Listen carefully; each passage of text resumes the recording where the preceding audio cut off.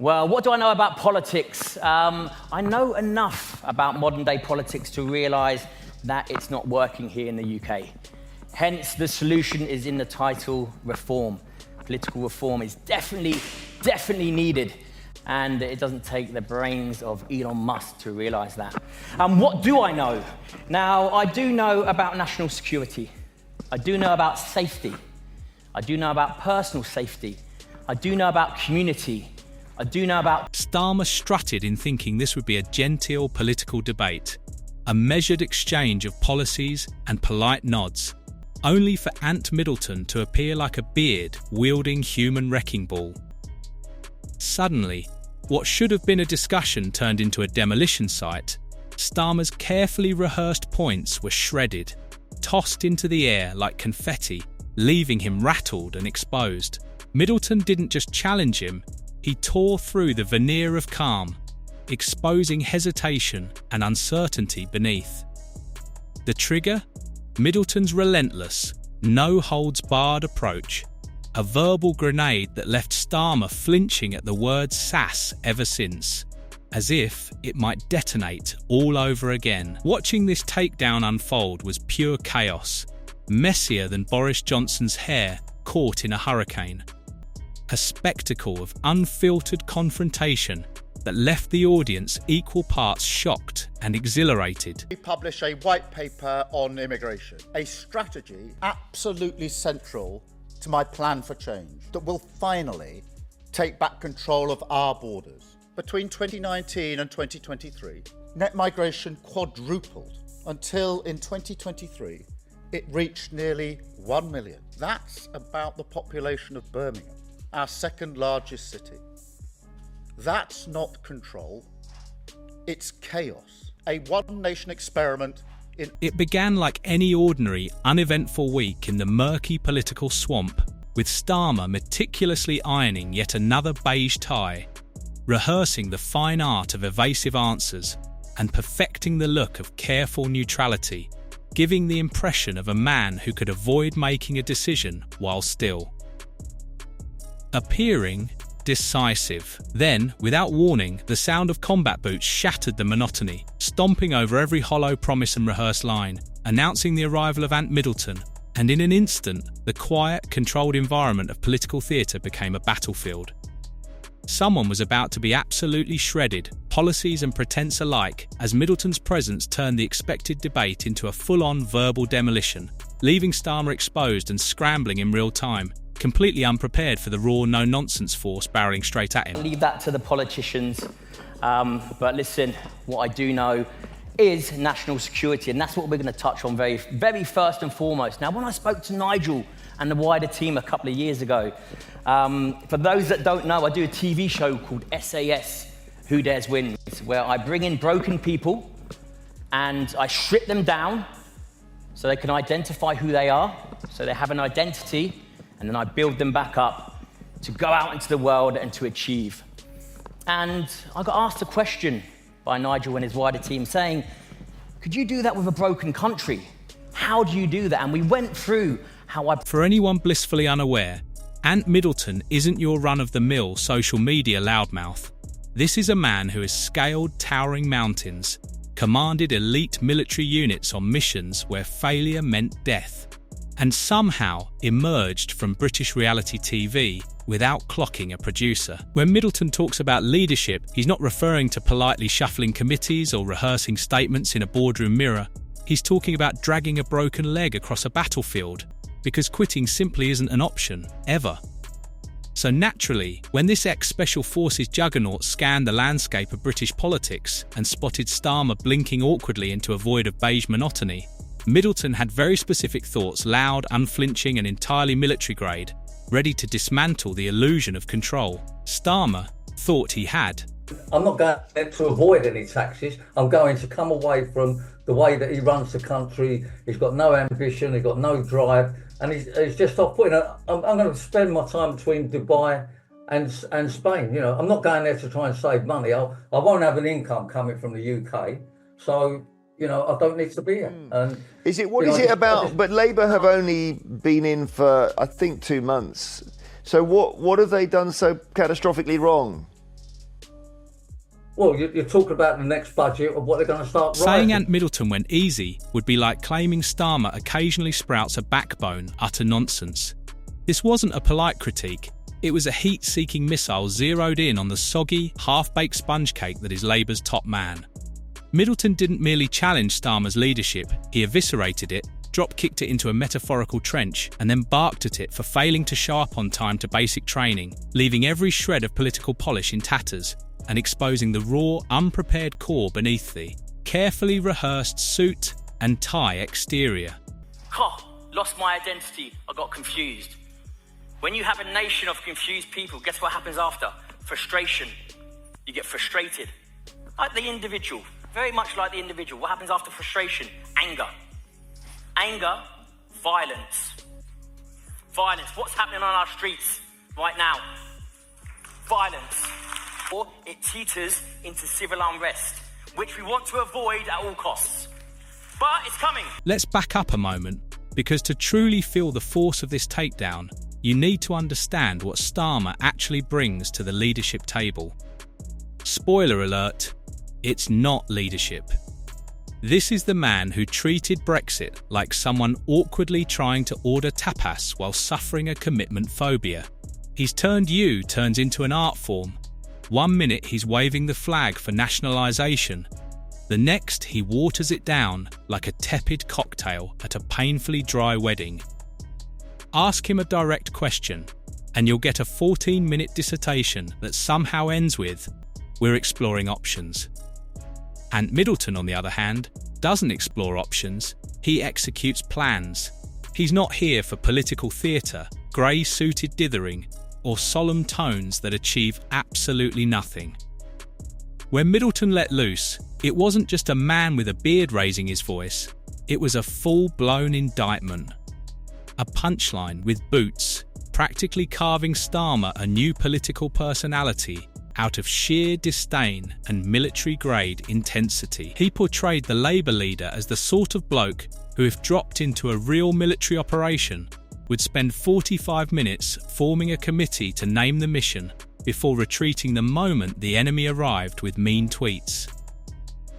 Leadership, Middleton reminded the world, isn't about politely adjusting your lapel pin while polling advisors. It's about standing tall when everything's collapsing, about facing chaos head-on while others freeze. We live in an island of strangers. I think our country has benefited over very many years through generations from people coming to the UK, being part of our communities and working in our public services. But I also think that the level of migration needs to be controlled and managed, and it needs to come down. So we are living in partial island of strangers then? Well, I think we're a country that I think has a really strong country. Are we or are we not an island of strangers, do you think? No, I think we're a country where everybody, I think, wants to... The internet reacted exactly as you'd expect, with unbridled glee and enough memes to last 4 election cycles. Starmer getting shredded by Ant Middleton wasn't just entertaining, it was essential. A verbal defibrillator Britain didn't know it desperately needed. TikTok exploded with clips of Middleton's blunt truths layered over Starmer, blinking like he'd just lost at a game of political charades. Twitter briefly morphed into an Ant Middleton fan club.